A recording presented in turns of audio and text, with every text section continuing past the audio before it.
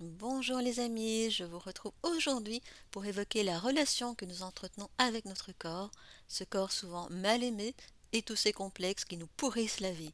On décortique ça ensemble.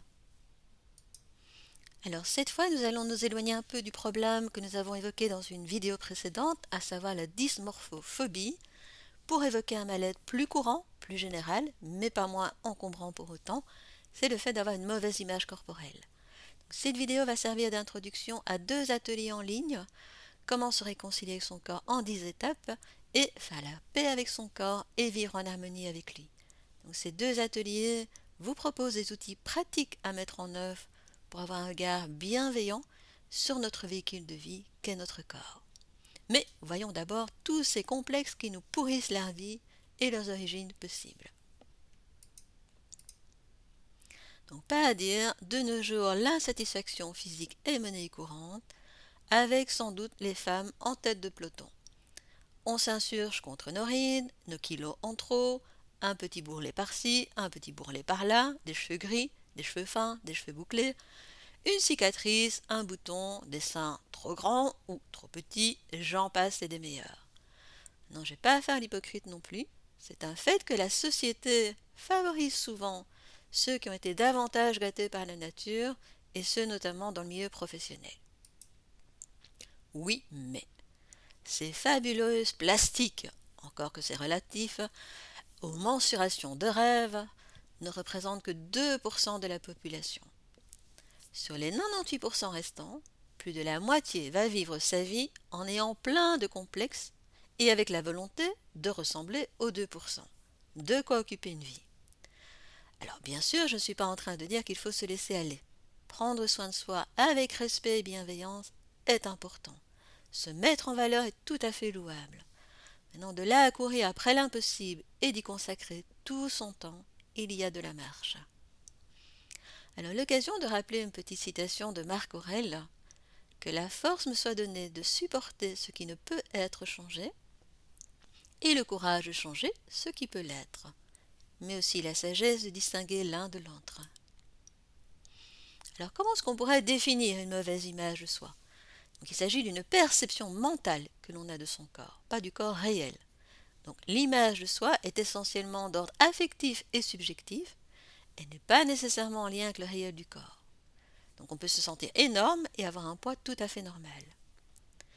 Alors bien sûr, l'image que l'on a de soi va influencer nos différents secteurs de vie et va jouer sur notre expérience.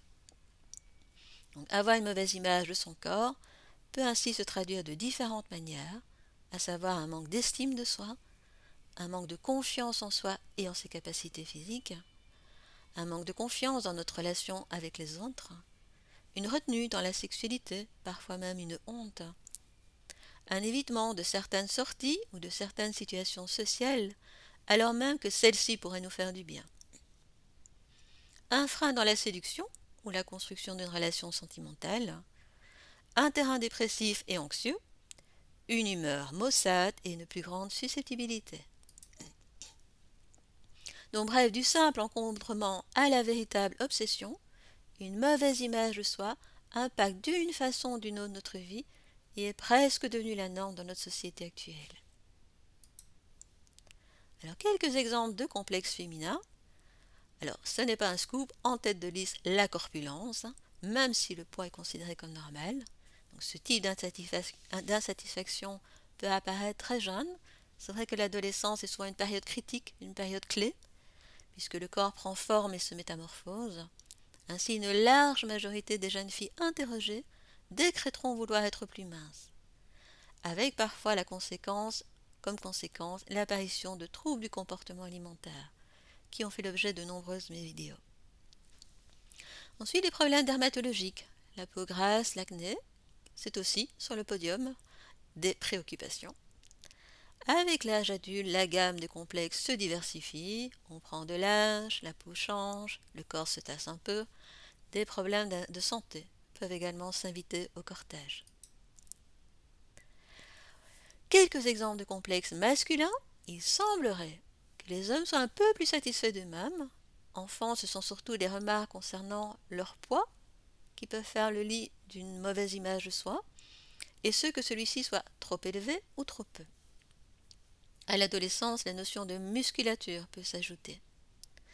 Adulte, l'homme aura moins tendance à se préoccuper de son image, surtout s'il est fier de sa réussite socio-professionnelle. La crise du milieu de vie peut parfois réactiver l'envie d'avoir une meilleure image de soi, ainsi que des problèmes de santé invalidants, voire même des problèmes sexuels. La perte des cheveux est également très mal vécue par certains hommes. Donc même si le nombre d'hommes atteints semble moindre, il n'en reste pas moins que les produits cosmétiques masculins sont fortement à la hausse ces dernières années. Alors bien sûr, la santé peut générer des complexes. Alors ça peut être des problèmes dentaires, notre visage est particulièrement mis en avant et peut difficilement être caché. Rien d'étonnant dès lors à ce que des problèmes de dentition viennent crisper notre sourire et nous perturber. Des problèmes de peau, donc là pas seulement à l'adolescence, mais aussi à l'âge adulte. Ces problèmes peuvent créer des ruminations et une tendance à se replier sur soi-même. Une modification corporelle d'après grossesse, relâchement cutané, vergeture, quelques kilos en plus. Certains cancers portent également atteinte à l'image corporelle.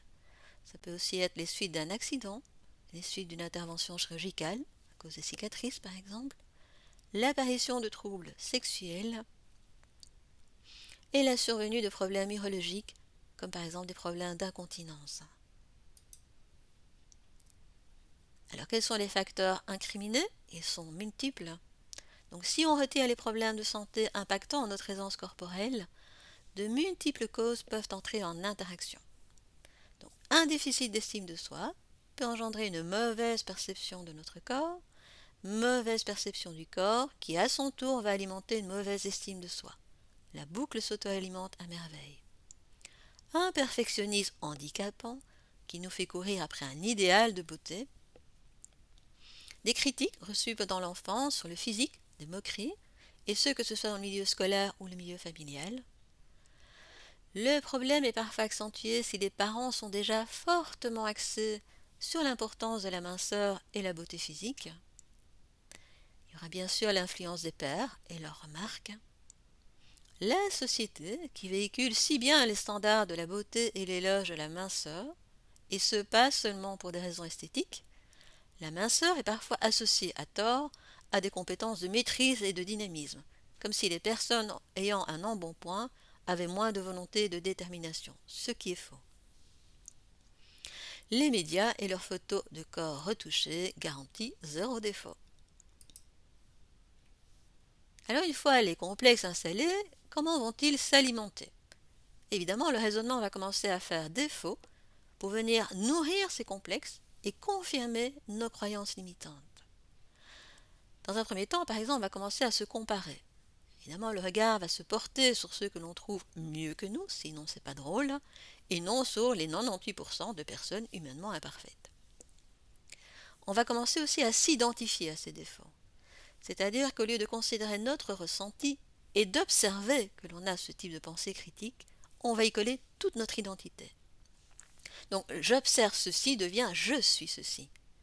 J'observe que je suis un peu, je sais pas moi, gonflé ce soir, devient je suis énorme. S'ajoute aussi l'absolutisme sans nuance, si je ne suis pas parfaite, je suis moche.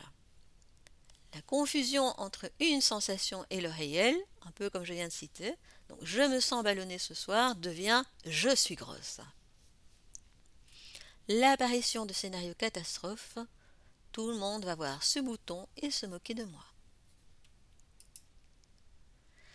Les qualités, quant à elles, vont être reléguées au placard, on ne voit plus que ce qui ne va pas.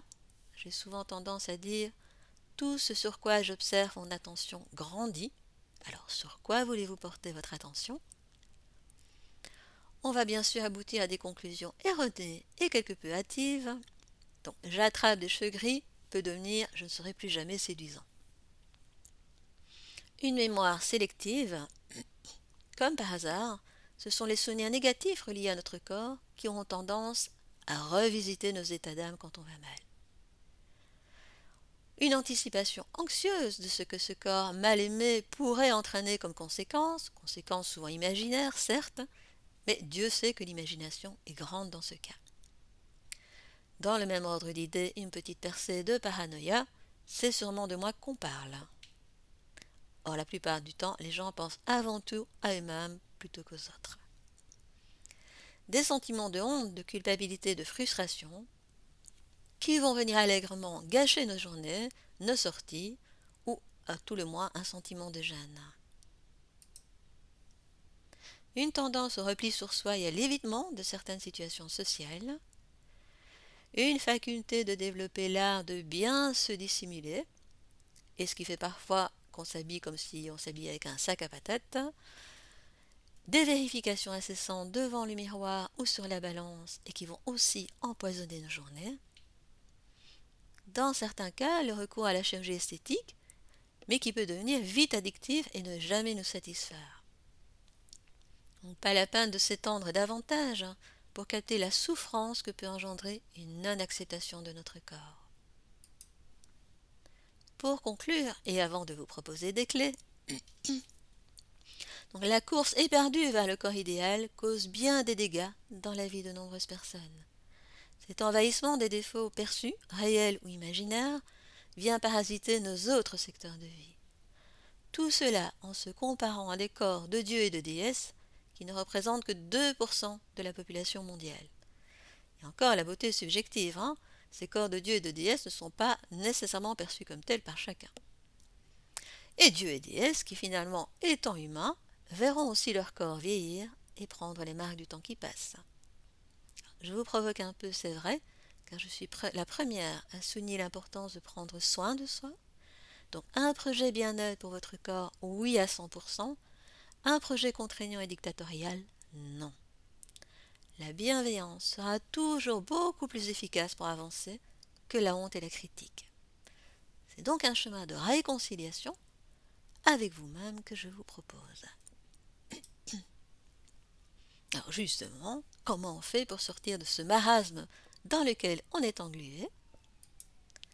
Alors si vous voulez aller plus loin, vous trouverez sur mon site www.toutestpossible.be dans l'onglet Atelier en ligne un programme complet intitulé Faire la paix avec son corps et vivre en harmonie avec lui.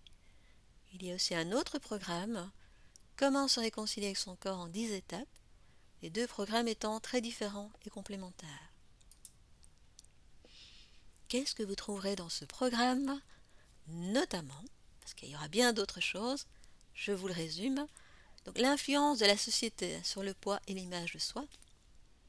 Nous verrons par qui et par quoi nous sommes influencés, quelles sont les répercussions, qu'est-ce qui peut constituer un cocktail explosif, mais surtout des clés. Comment entamer ce processus de réconciliation avec son corps. Donc on fera notamment un état des lieux, comme si on était spectateur, sans jugement, sans critique. Je vous proposerai de discuter avec votre petite voix destructrice. Je vous proposerai aussi de jouer à Sherlock Holmes, je ne vous en dis pas plus. De passer 24 heures sans se dénigrer et sans penser à nos défauts. Comment affronter ce que vous évitez. Je vous proposerai aussi de méditer sur quelques questions pertinentes. Voir comment vous pouvez prendre du temps pour choisir votre corps. Apprendre à vous détendre pour une cohabitation plus agréable.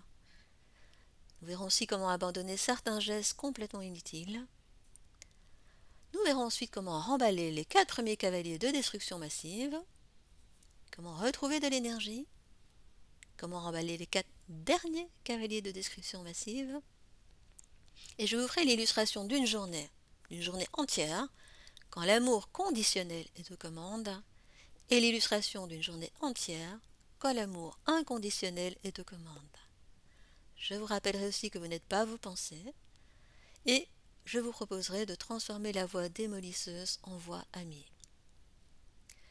Il y aura également tout un module consacré à retrouver de l'élan, retrouver des envies, donc quelques pistes pour retrouver cette flamme de vie en vous. Et bien sûr un module sur comment mettre en œuvre tout cela, donc voir ce qui peut nous empêcher d'avancer, ce qui peut mettre un grain de sable dans notre détermination. Donc nous analyserons les différents freins et bien d'autres choses. Je vous repropose une petite citation. Notre corps est la barque qui nous portera jusqu'à l'autre rive de l'océan de la vie. Il faut en prendre soin. Si vous avez des questions, n'hésitez pas à me contacter via mon adresse mail. Vous trouverez la référence de tous mes sites internet dans le descriptif de cette vidéo. Si vous avez aimé cette vidéo, n'hésitez pas à liker et à vous inscrire à ma chaîne YouTube. Et bien sûr, je vous retrouve bientôt pour d'autres aventures. D'ici là, je vous souhaite plein de moments doux et heureux avec votre corps. À bientôt, je vous embrasse.